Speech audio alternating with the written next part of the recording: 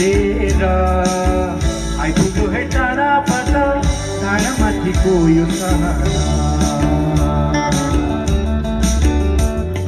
सानो रेलको सिटी सुन्दै मनमा मिठो सपना बुन्दै, सानो रेलको सिटी सुन्दै मनमा मिठो सपना बुन्दै, पुरा भएछ है आज दार्जिलिङ हेर्ने रहरा,